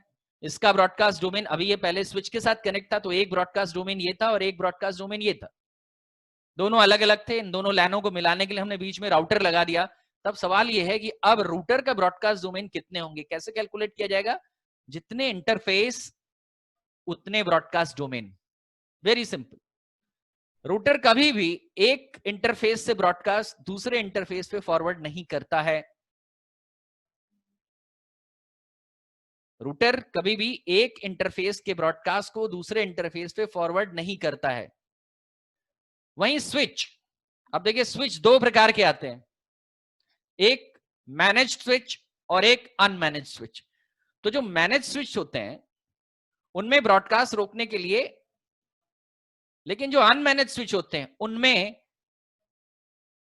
ब्रॉडकास्ट रोकने के लिए कोई खास प्रोटोकॉल नहीं बनाया गया। तो ये इसीलिए यहां पे सारे डिवाइसेस एक ब्रॉडकास्ट में रहेंगे, लेकिन यहां पे रूटर के जितने इंटरफेसेस हैं उतने ब्रॉडकास्ट डोमेन बनेंगे। अगर यहाँ पे 4 लैन पोर्ट होते, 4 मान लीजिए 2 लैन पोर्ट है, यहाँ पे एक पोर्ट का नाम FA0 और एक का नाम FA1 है, तो इनसे हमने एक एक लैन कनेक्ट कर रखा है, तो कितने ब्रॉडकास्ट डोमेन होंगे? 2। अगर 4 होते, 4 लैंस को कनेक्ट किया होता रूटर से, तो 4 ब्रॉडकास्ट डोमेन होते। On router the broadcast domain depends upon the number of interfaces. जितने नंबर ऑफ इंटरफेसेस किसी नेटवर्क को कनेक्ट किए हुए हैं उतना ही ब्रॉडकास्ट डोमेन जो है वो बनेंगे। और साथ में एक बात और ही है, router never forwards broadcast messages from one interface to another. साथ ही ये कभी, क्योंकि ब्रॉडकास्ट मैसेज है तो सबको जाना चाहिए, इसको भी जाना चाहिए, लेकिन नहीं है, क्योंकि रूटर ब्रॉडकास्ट जो है वो सपोर्ट नहीं करता है, ड्रॉप कर देता है ब्रॉडकास्ट को, इधर के ब्रॉडकास्ट को इधर नहीं आने देगा, क्योंकि ब्रॉडकास्ट से नेटवर्क की स्पीड स्लो हो जाती है, इस वजह से परफॉर्मेंस डिग्रेड हो जाती है। जिस वक्त ब्रॉडकास्ट पढ़ रहा होगा उस वक्त कोई काम नहीं करेगा, मैसेज दूसरों के मैसेज रिसीव नहीं करेगा, डाटा मैसेज रिसीव नहीं करेगा, ब्रॉडकास्ट प्रोसेस करने में लग जाएगा, इस वजह से ये किया गया। तो देख लिया आपने, ये जितने भी मान लीजिए कह रहा है स्विच में, मैंने कहेगा एक सवाल आपसे कहेगा कि 4 पीसी एक स्विच में लगे हैं, आप बताइए कितने ब्रॉडकास्ट डोमेन है? तो ब्रॉडकास्ट डोमेन एक है। पीसी कितने भी लगे हो स्विच में, ब्रॉडकास्ट डोमेन एक है। राउटर में 2 लैन जोड़े गए हैं तो ब्रॉडकास्ट डोमेन 2। अगला आता है कोलिजन डोमेन। देखिए ब्रॉडकास्टिंग अलग है और कोलिजन अलग है। कोलिजन माने टकराव, कोलिजन माने टक्कर ऑफ पैकेट्स। जब पैकेट एक दूसरे से कोलाइड हो जाते हैं तो वो जो घटना होती है उसको कहते हैं कोलिजन। आपको ईथरनेट में मैंने पढ़ाया था और आपको फिगर भी बताया था ईथरनेट में क्या होता है, कि ईथरनेट की खासियत है कि ईथरनेट में कोलिजन बन जाते हैं। और ईथरनेट में जितने डिवाइस लगे होते हैं, ईथरनेट यानी स्विच, आपने स्विच लगा करके डिवाइस लगाया होगा, तो देखिए यहां पे कोलिजन क्या होता है, when 2 or more devices share a common transmission media। जब 2 या 2 से ज्यादा डिवाइस एक ही ट्रांसमिशन मीडिया को शेयर करने लगते हैं, यानी हमारा ट्रांसमिशन करने का मीडिया एक ही हो जाता है, तो कोलिजन बनता है, कोलिजन बिल्ड होता है।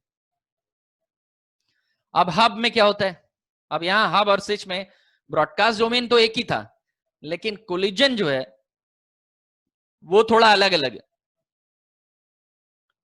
देखिए कोलिजन अलग अलग है। किस तरह से कोलिजन अलग अलग है? देखिए हब की बात करें, ये हमारा हब है, तो हब में यहां हब लगा हुआ है, तो हब में ये पॉसिबिलिटी होती है कि जब कोई डिवाइस मैसेज पास ऑन कर रहा है, इधर से मैसेज पास ऑन हुआ, तो हब के पास कोई मैक एड्रेस टेबल नहीं होती। हब के पास मैक एड्रेस टेबल नहीं होती जैसे स्विच की होती। उसके पास सोर्स डेस्टिनेशन की, डेस्टिनेशन कहां है इसकी जानकारी नहीं होती। तो अगर इस डिवाइस को किसी दूसरे डिवाइस को पैकेट ट्रांसफर करना है, तो हब क्या करेगा, उसको वो पैकेट सबको ट्रांसफर कर देगा, सबको, इनमें से कोई, इनमें से सबको। तो हब जो है वो ब्रॉडकास्टिंग का सहारा लेता है, सबको ट्रांसफर कर देगा। अब जब वो सबको ट्रांसफर कर रहा है, ठीक उसी वक्त इधर से भी कोई डिवाइस मैसेज ट्रांसफर कर सकता है। उसको ये नहीं मालूम कि ये डेटा ट्रांसफर है, वो समझेगा वो ये इसको ब्रॉडकास्ट करना हो या फिर मैसेज ट्रांसफर करना हो, ये हमेशा ब्रॉडकास्टिंग का ही सहारा लेता है। हब में लगे हुए डिवाइस चाहे कोई भी हो, अगर उनको पैकेट ट्रांसफर करना है किसी भी दूसरे को, तो हब के पास जब वो पैकेट जाएंगे, हब उनको सबको फॉरवर्ड कर देगा, क्योंकि हब को ये नहीं पता कि वो किस जगह पे लगा है, उसका मैक एड्रेस क्या है, तो वो सबको फॉरवर्ड कर देता है। जिसका वो मैसेज होता है वो धरता है, बाकी लोग उस मैसेज को डिस्कार्ड कर देते हैं। तो इस वजह से हब का एक कोलिजन डोमेन होता है। हब में जितने डिवाइस रहते हैं वो सब एक कोलिजन एरिया के अंदर आ जाते हैं। तो कोलिजन डोमेन भी हब का एक होता है, ब्रॉडकास्ट डोमेन हब और स्विच का एक होता है, लेकिन स्विच का कोलिजन डोमेन जो है वो अलग अलग होता है। देखिए हमने स्विच से यहां पे क्या कर रखा है, स्विच से दो डिवाइसेस को आपस में कनेक्ट कर रखा है। स्विच में मैक टेबल होती है, साथ ही स्विच का हर एक पोर्ट इंडिविजुअली काम करता है। तो आपने एक दूसरे से कनेक्ट नहीं रहता, इंडिविजुअली कनेक्ट रहता है। तो वो इधर से पैकेट इधर नहीं ट्रांसफर होगा जब तक इधर से पैकेट इधर ट्रांसफर या ब्रॉडकास्ट होगा, उससे पहले ये पैकेट इधर उधर नहीं ट्रांसफर होंगे। ये नहीं है कि स्विच इसको कोई मैसेज किसी दूसरे को करना है तो स्विच जो है उसको हब की जैसे सबको ट्रांसफर कर देगा, नहीं। स्विच के पास मैक टेबल होती है और उस मैक टेबल के बेसिस पे वो पहले पता करता है सोर्स और डेस्टिनेशन का एड्रेस और उसके बाद उसको पॉइंट टू पॉइंट फॉरवर्ड करता है।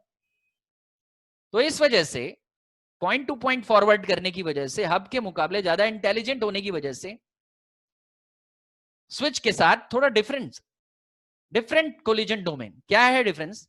देखिए कोलिजन बनेगा कब, आपने स्विच के साथ एक डिवाइस को कनेक्ट कर दिया। ये एक डिवाइस है जिसको आपने केबल लगा के स्विच के साथ कनेक्ट कर दिया। तो अब अगर कोई पैकेट स्विच से डिवाइस की तरफ आ रहा है, मान लीजिए स्विच ने कोई मैसेज पास ऑन किया, ठीक उसी वक्त ऐसा भी हो सकता है कि पीसी भी स्विच की तरफ कोई पैकेट ट्रांसफर करना शुरू करे। तो ये दोनों आपस में पैकेट कोलिजन बनेगा। अब ये कोलिजन स्विच के हर एक पोर्ट पे बन सकता है। अगर आपने स्विच के साथ 4 पीसी लगा दिए तो वो चारों पीसी स्विच के साथ कोलिजन कर सकते हैं। इस वजह से स्विच में जितने डिवाइस लगेंगे उतने कोलिजन डोमेन होंगे। Switch collision domain depends upon the number of devices connected with the switch port. वो एक दूसरे को तो पैकेट ट्रांसफर नहीं करेंगे, लेकिन वो स्विच की तरफ पैकेट ट्रांसफर कर सकते हैं। और ठीक स्विच भी डिवाइस को कोई पैकेट ठीक उसी वक्त ट्रांसफर कर सकता है, क्योंकि स्विच के पास भी कुछ इंफॉर्मेशन रहती है। तो एक कोलिजन डोमेन ये बन गया। मान लीजिए देखिए ये दो डिवाइस स्विच के साथ कनेक्ट है, तो क्या हुआ, स्विच ने इसको भी उसी वक्त और उधर से इधर भी ठीक उसी वक्त स्विच ने इसको भी कोई मैसेज दिया और इधर से भी कोई मैसेज इधर चला गया। तो कितने कोलिजन डोमेन हो गए? 2।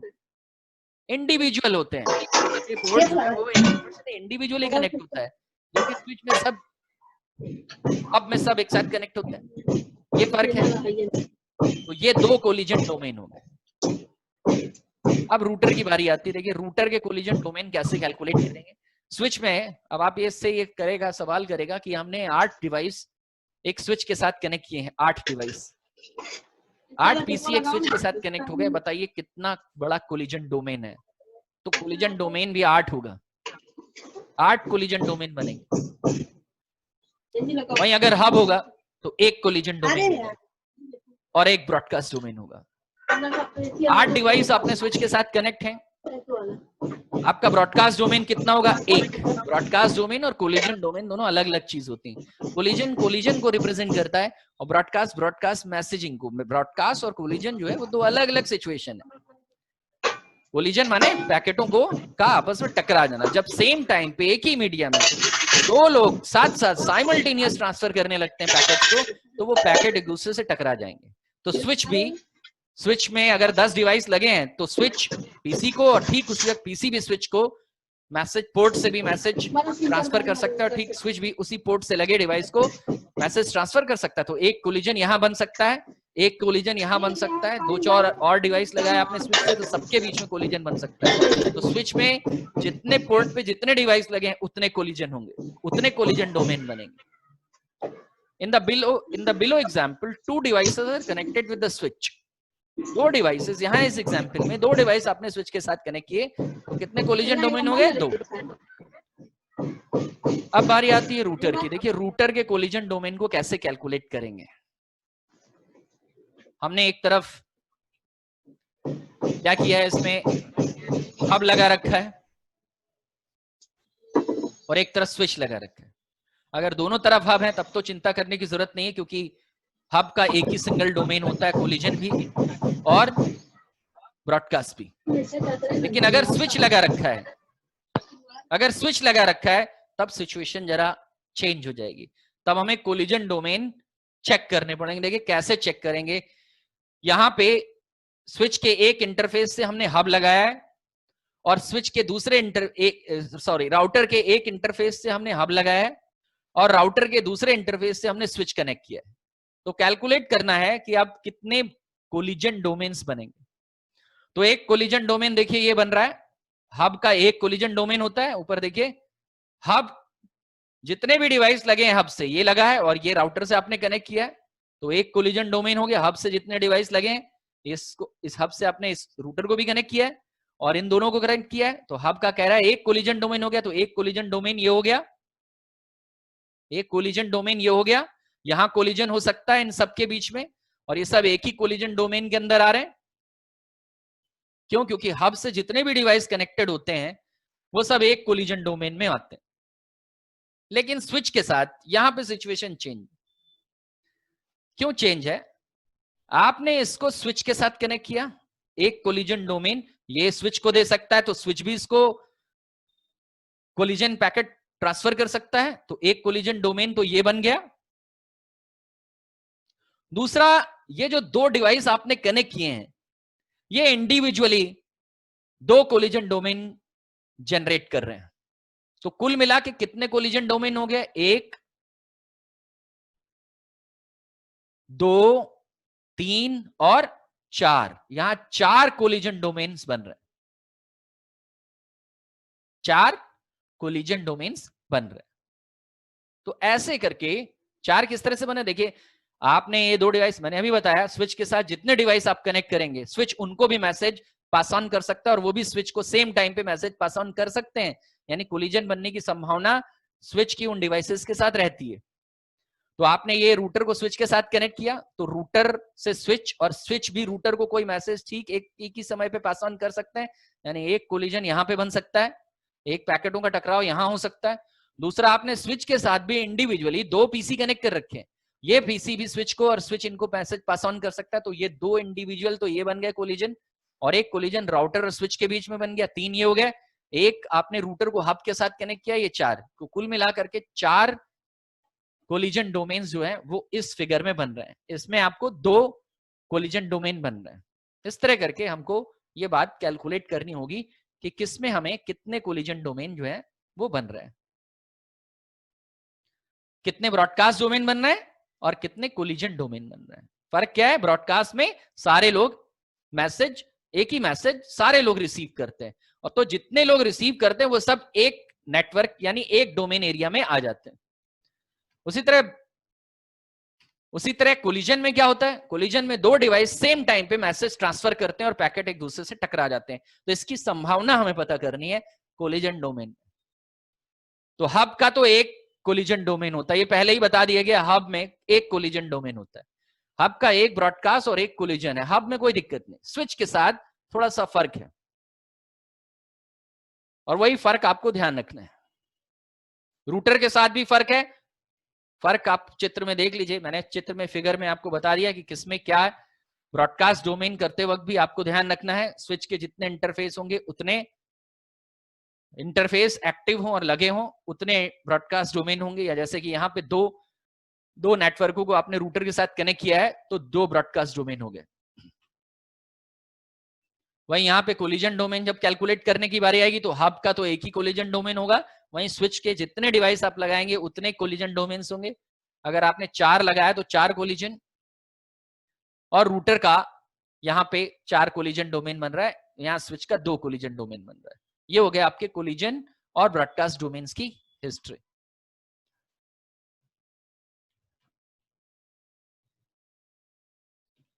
नेक्स्ट बारी आती है हमारी नेक्स्ट टॉपिक की, और उस नेक्स्ट टॉपिक में हम वाईफाई या वायरलेस लैन के बारे में देखेंगे। अगला टॉपिक है हमारा वायरलेस लैन या वाईफाई। वो स्लाइड कंप्लीट हो गई। ये वो एक्स्ट्रा कंटेंट है दूसरा जो कि मॉड्यूल 2 में आपके जोड़ा गया है, मॉड्यूल 4 में जोड़ा गया। ये 2 में कुछ चैप्टरों में जब पीछे रिवाइज नहीं है तो उन चैप्टरों में ये अलग कंटेंट नहीं है, लेकिन अब जो नया M4 का नया कंटेंट है उसमें ये वाईफाई लैन को जोड़ गया। ये नया कंटेंट आपको इसमें पढ़ने के लिए मिलेगा इस बात। तो वाईफाई यानी वायरलेस लैन, वाईफाई यानी वायरलेस फाइडेलिटी, वाईफाई का पूरा नाम वायरलेस फाइडेलिटी, ये एक प्रकार का वायरलेस लैन होता है। और जिस तरह से हम ईथरनेट लैन यूज करते हैं, यानी वायर लगा करके एक नेटवर्क बिल्ड करते हैं, एक छोटा लोकल एरिया नेटवर्क, ठीक उसी तरह बिना वायर का भी, जिसमें वायर यूज ही ना हो, टोटल एक रेडियो फ्रीक्वेंसी का इस्तेमाल करके हम एक नेटवर्क लगाते हैं, रेडियो सिग्नल्स का इस्तेमाल करके जो एक वाईफाई नेटवर्क खड़ा करते हैं, वो वायरलेस नेटवर्क या वाईफाई लैन के नाम से जाना जाता है। आजकल ये वाईफाई लैन यानी वायरलेस लैन बहुत पॉपुलर यूटिलिटी है, लोग घर घर इस्तेमाल कर रहे हैं।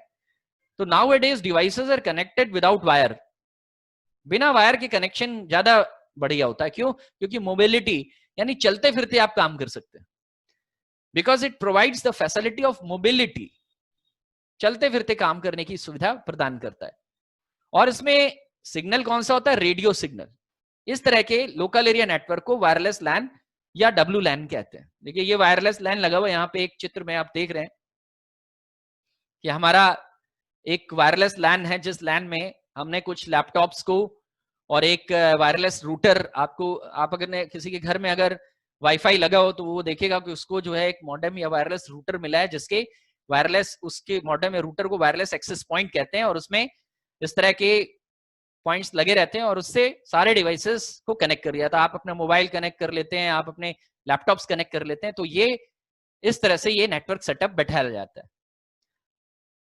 वाईफाई नेटवर्क जो है वो दो मोड्स में काम करते हैं। दो तरीके के वाईफाई जो घरों में लगे, दो तरीके के वाईफाई मोड्स होते हैं। एक कहलाता है एडहॉक मोड और दूसरा कहलाता है इंफ्रास्ट्रक्चर मोड। एडहॉक मोड और इंफ्रास्ट्रक्चर मोड क्या होता है? लेट्स सी कि एडहॉक मोड और इंफ्रास्ट्रक्चर मोड में क्या फर्क होता है। एडहॉक कहते हैं टेम्परेरी और इंफ्रास्ट्रक्चर इज परमानेंट। जैसे थोड़ी देर के लिए आपने किसी के मोबाइल को, आपके मोबाइल में वाईफाई या ब्लूटूथ था, आपने दूसरे को वाईफाई या ब्लूटूथ से कनेक्ट करके मैसेज ट्रांसफर कर लिया, शेयर इट कर लिया, कुछ भी कर लिया, बस दो डिवाइसेस, उनमें ज्यादा नहीं। एडहॉक टेम्परेरी तौर पे it's a peer to peer wireless network, एक बहुत ही छोटा वायरलेस नेटवर्क होता है, सेटअप टेम्परेरीली, जो कि कुछ देर के लिए, टेम्परेरी कहते हैं जो थोड़ी देर के लिए होता है, टेम्परेरी टू शेयर इंफॉर्मेशन। आपके पास कोई जानकारी थी, उसको आप थोड़ी देर, आपने अपना मोबाइल ब्लूटूथ वाईफाई ऑन किया और उसको ब्लूटूथ से या ब्लूटूथ टू ब्लूटूथ ट्रांसफर कर लिया और उसके बाद डिस्कनेक्ट कर दिया। परमानेंटली कनेक्ट नहीं है, लॉन्ग पीरियड के लिए, तो ये एडहॉक कनेक्शन कहलाते हैं।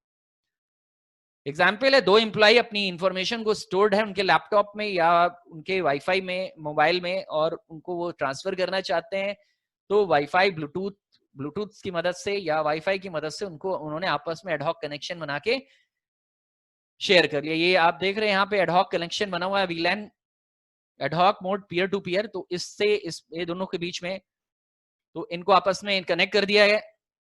हमारे पास वाईफाई है, ब्लूटूथ वगैरह से ट्रांसफर कर लिया, या इसकी जगह मोबाइल भी हो सकता है, मोबाइल लैपटॉप के बीच में ट्रांसफर कर लिया।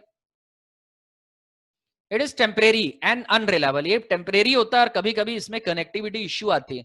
मोस्ट ऑफ द टाइम इसमें कोई ना कोई कनेक्टिविटी प्रॉब्लम जरूर आएगी। इसीलिए एडहॉक से इंफ्रास्ट्रक्चर मोड पे रिलायबल ट्रांसमिशन करने के लिए इंफ्रास्ट्रक्चर मोड को हम लोग फॉलो करते हैं। इंफ्रास्ट्रक्चर मोड में, इंफ्रास्ट्रक्चर मोड जो है वो परमानेंट मोड होता है, इसमें हम एक वायरलेस एक्सेस पॉइंट या राउटर का इस्तेमाल करते हैं। ऐसा होता है एक वायरलेस वाईफाई डिवाइस जो कि वायरलेस एक्सेस पॉइंट कहलाता है, और ये सब आपके, आप समझ लीजिए ये सब लैपटॉप है या जिनमें वाईफाई लगा हुआ है वो डिवाइसेस हैं। यहाँ पे डिवाइस पूरा नहीं बनाया गया है, एडेप्टर बना दिए गए हैं, निशानी है, आप यहाँ पे पीसी या लैपटॉप यूज करेंगे या मोबाइल। यहाँ चित्र में जब बनाएंगे तो यहाँ मोबाइल या लैपटॉप लगा देंगे और लिख देंगे लैपटॉप, लैपटॉप पीसी। तो इंफ्रास्ट्रक्चर मोड एक ऐसा वाईफाई डिवाइसेस है that are connected to each other with the help of WiFi router या वाईफाई एक्सेस पॉइंट। जो वाईफाई एक्सेस देता हो, ऐसे वाईफाई एक्सेस पॉइंट के साथ हम अपने नेटवर्क को और अपने डिवाइसेस को आपस में कनेक्ट कर देते हैं। और ये स्टार टोपोलॉजी में ये स्विच की तरह काम करता है। ये कमजोर वायरलेस सिग्नल्स को लेता है, एम्पलीफाई करता है और अपने अपने डोमेन में या अपने एरिया में सबको जो है वो ट्रांसमिशन करता रहता है। कनेक्टिविटी कम पड़ने पे वो उसको सिग्नल को बूस्ट भी करता है, सिग्नल एम्पलीफायर भी है ये। सिग्नल एम्पलीफाई करके दूर दूर एरिया में इसका एक एरिया होता है, लिमिटेड एरिया होता है, उस एरिया में अपने डिवाइसेस को ये देता है। It is use for better wireless connectivity compare to ad hoc connection. इसका जो कनेक्टिविटी स्टेटस है वो एडहॉक कनेक्शन के मुकाबले ज्यादा रिलायबल होता है। Ad hoc connection is not very reliable. क्यों? क्योंकि वो टेम्परेरी होता है, तो उस टेम्परेरी काम में बहुत सी एरर्स आती है, डिवाइस जो है वो एक दूसरे के कंपैटिबल नहीं होते, तब भी ऐसा हो जाता है, एप्लीकेशन के इश्यू पैदा हो जाते हैं। लेकिन यहाँ पे तो फिजिकल डिवाइस लगा है, बाकायदा एक एक्सेस पॉइंट, बहुत ही अच्छी कैपेसिटी का ये वाईफाई होता है। स्टैंडर्ड्स देखिए, स्टैंडर्ड है वाईफाई के। वाईफाई का जो IEEE कोड नेम है वो है 802.11। अब ये 802.11 A, B, G और N स्टैंडर्ड का है। 802.11A इसमें आपको 54 Mbps मिलेगा, फ्रीक्वेंसी होगी 5 गीगाहर्ट्ज, ये 50 फीट तक काम करेगा। वहीं 802.11B है जो 11 Mbps का है, 2.4 गीगाहर्ट्ज और 150 फीट तक। 802.11G है, तो A, B, G और N ये स्टैंडर्ड्स हैं वाईफाई के और इनकी स्पीड यहां लिखी हुई है। 802.11B 11 Mbps 2.4 gigahertz 150 feet. 802.11G 54 Mbps 2.4 gigahertz 50 feet. 802.11N ये इस वक्त चल रहा है ये 300 Mbps तक 2.4 गीगाहर्ट्ज से 5 गीगाहर्ट्ज और 175 फीट तक। तो जो भी आप वायरलेस एक्सेस पॉइंट लेंगे उसकी दूरी तकरीबन 175 फीट तक वो कवर करेगा और आप उसको ऊपर वाले कमरे में लगा देंगे अपने, तो ग्राउंड फ्लोर पे एक्सेस कर सकते हैं। ये हो गए प्रोटोकॉल स्टैंडर्ड 802.11। वायरलेस प्रोटोकॉल्स देखिए, वायरलेस जो डेटा होता है वो थ्रू दी एयर जाता है और उसको कोई भी एक्सेस कर लेता है। अगर वो ऐसे ही चले जाएगा तो उसको कोई भी दूसरा पढ़ सकता है, एक्सेस कर सकता है और यूज कर सकता है। इसीलिए उसमें पासवर्ड प्रोटेक्शन और इंक्रिप्शन की सुविधा रहती है। और इसके लिए जो प्रोटोकॉल यूज होता है वो होते हैं दो प्रोटोकॉल। एक वेप, वेप का मतलब होता है वायर्ड इक्विवेलेंट प्रिवेसी। वेप एक इंक्रिप्शन प्रोटोकॉल है और ये 802.11b इसमें इस्तेमाल किया गया था। ये हालांकि पुराना हो चुका, अब यूज नहीं होता। ये 64 बिट का इंक्रिप्शन, 10 बिट का हेक्साडेसिमल और 128, ये 64 128 बिट का दोनों तरह का इंक्रिप्शन आता है।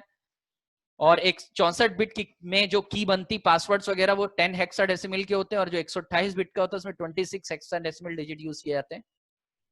तो आपका जो भी कनेक्शन बनेगा आपके डिवाइस के साथ वो कनेक्शन इंक्रिप्टेड होगा। जो भी कम्युनिकेशन वायरलेस डिवाइस और आपके बीच में होगा वो डेटा जो है वो सिंपल पैकेट के फॉर्म में जाने की बजाय इंक्रिप्ट होकर के जाएंगे। इंक्रिप्शन मैंने आपको बताया था कि इंक्रिप्शन जानकारी को बदल देता है। इंक्रिप्शन जो है वो एक सिक्योरिटी मैकेनिज्म है, क्रिप्टोग्राफी, और इस क्रिप्टोग्राफी मैकेनिज्म में जानकारी को सिक्योर करने के लिए उसको अनरीडेबल फॉर्म में, जो आसानी से किसी के पढ़ने में ना आए, उस फॉर्म में बदल देते हैं। उसको एक्सेस करना और उसको डिक्रिप्ट करना मुश्किल होता है, बहुत मुश्किल होता है। दूसरा है जो इस वक्त प्रोटोकॉल यूज हो रहा है वो WPA का 2 वर्जन, WPA1, WPA2। WPA का पूरा नाम वाईफाई प्रोटेक्टेड एक्सेस होता है। ये वेब का ही एडवांस, वेब के अंदर जो कमियां थी उसको इंप्रूव करके WPA बनाया। To improve the functionality of वेब, Wi-Fi protected access or WPA was created in year 2003. WPA uses temporal key integrity protocol, TKIP नाम का प्रोटोकॉल जो कि बहुत ज्यादा सिक्योर होता है, वो यूज किया जाता है वेब के मुकाबले। TKIP इसके अंदर ये सुविधा रहती है जो कि ज्यादा बेटर और बहुत ही स्ट्रांग प्रोटोकॉल है इंक्रिप्शन के लिए, ये इस्तेमाल होता है, जिसकी वजह से ये वेब के मुकाबले ज्यादा अच्छा प्रोटोकॉल माना जाता है।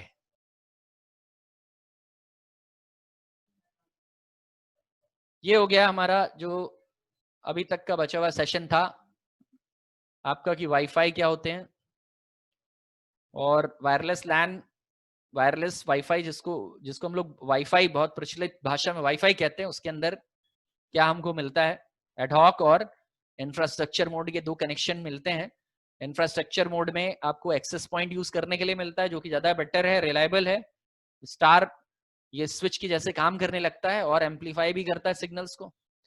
वहीं एडहॉक मोड टेम्परेरी होता है। स्टैंडर्ड्स हमारे हैं 802.11 ए, बी, जी और एन। इनके स्पीड और डेटा फ्रीक्वेंसी रेट जो है वो ये लिखे हुए हैं। और प्रोटोकॉल हो गया वेब और WPA। इसके साथ ही हमारा मॉड्यूल 4 के सारे कंटेंट्स पूरे होते हैं। आपको जो हर एक चैप्टर के पीछे की एक्सरसाइजेस हैं वो आप अपने चैप्टर्स को लगाना शुरू कर देंगे, चैप्टर 1 से लेके 4 तक। और कोई भी अगर दिक्कत होगी तो वो आकर के आप मुझसे मिलके पूछ लेंगे, या आप उसको इंटरनेट पे मेरे ईमेल आईडी पे, अगर आपको आप आ नहीं सकते तो उसको आप मेरी इंटरनेट आईडी पे वो टॉपिक के बारे में मुझसे आप करके मिल सकते हैं। तो आप उस टॉपिक को मेरे से सेंटर पे आके पूछ सकते हैं किसी भी टॉपिक को। इसके अलावा आपको अपनी तैयारी पूरी करके रखनी है। किसी भी टॉपिक में अगर आपको दिक्कत है तो वो आप पहले ही कह रखा है मैंने, आप किसी भी टॉपिक में दिक्कत है तो आप पर्सनली आके भी पूछ सकते हैं मुझसे। ठीक है, दैट्स ऑल। अभी ये सेशन यहीं पे समाप्त होता है। अपनी एक्सरसाइजेस हर एक चैप्टर के पीछे जो एक्सरसाइजेस है वो जरूर लगाएंगे। That's all.